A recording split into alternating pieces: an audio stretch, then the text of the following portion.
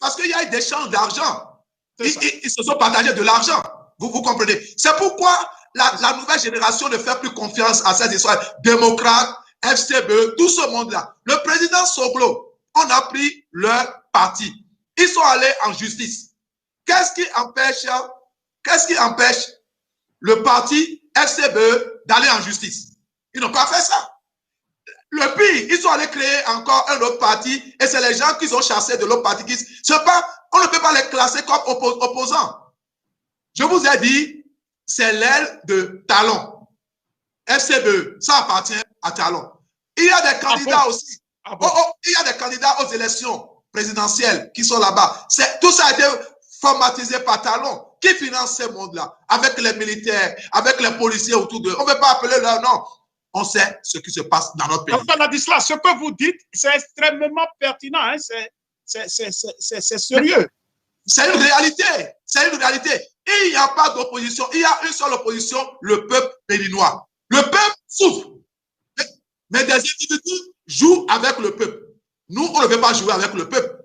On a un parti. On a mis le parti à côté avec notre président, Hubert Konom. On lui a dit, tes activités s'arrêtent pour le moment. On est dans un mouvement. Bon, maintenant, docteur Ladislas, donc ça veut dire que la tendance, ou soit la polémique, ou la critique qui dit que la FCBE, c'est un parti de faire valoir du président Talon, qu'est-ce que vous répondez par rapport à ça? Mais c'est son parti. Il a donné de l'argent. Le président Yahi a informé. C'est pourquoi il ne dénonce pas ça.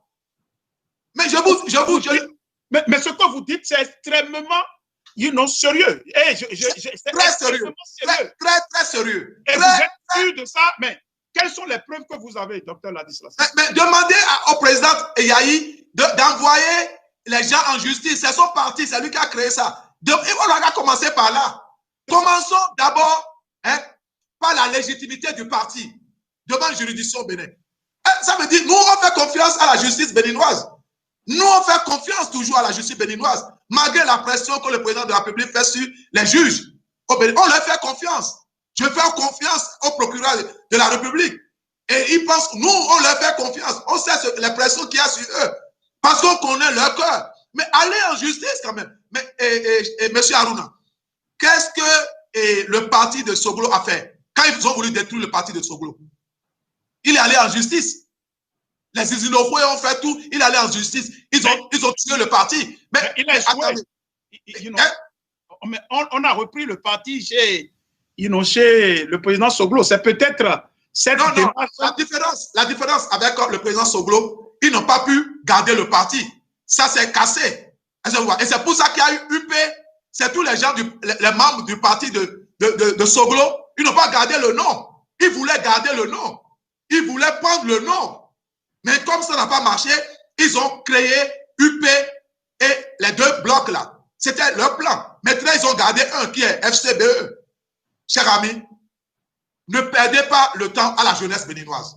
On a fini avec cette histoire-là. Bon, maintenant, je suis d'accord, mais dans la même foulée, c'est quoi? C'est que vous semblez dire que c'est le FCBE, c'est pratiquement un parti de faire valoir. Et donc, ça veut dire que s'il y a candidat au niveau des FCBE, où les noms sont déjà en train de sortir, donc c'est pratiquement...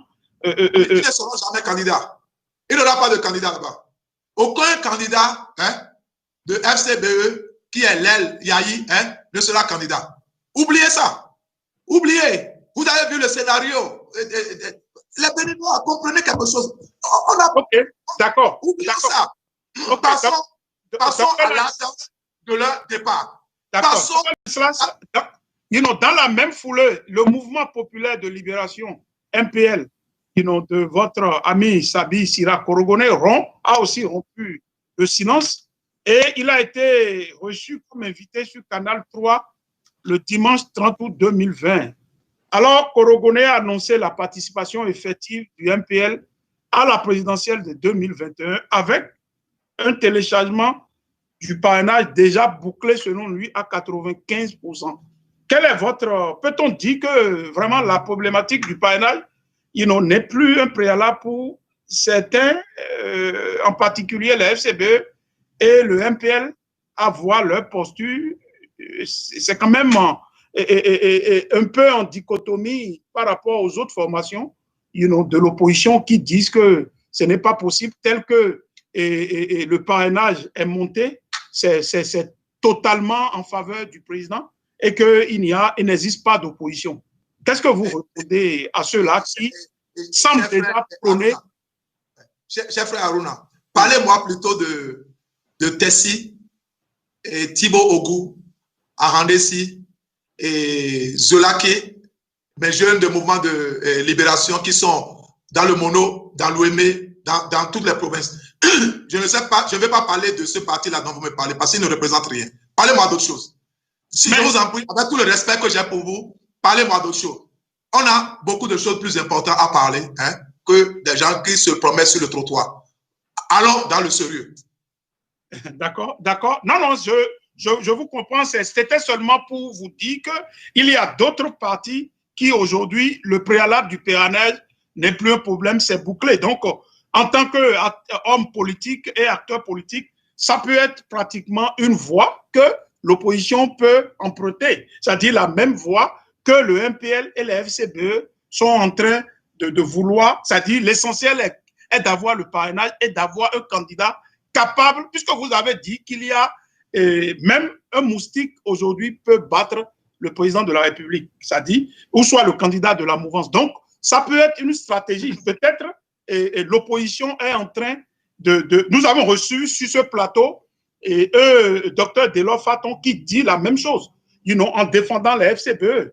Donc, ça, c'est une problématique extrêmement importante parce que sur le plan international, vous connaissant très actif, sur le plan international, on pourra dire que, mais comment? Il y a des candidats, et parce que quand je parle de Korogoné, c'est quand même quelqu'un qui a représenté l'opposition et il a même fait la prison. Donc, si aujourd'hui, ce dernier, par exemple, va à l'international et dit qu'il est candidat et prône, et comment dirais-je, et dit que le parrainage n'est pas pratiquement comme un rempart. Donc, vous voyez, la légitimité, c'est extrêmement important en cet aspect.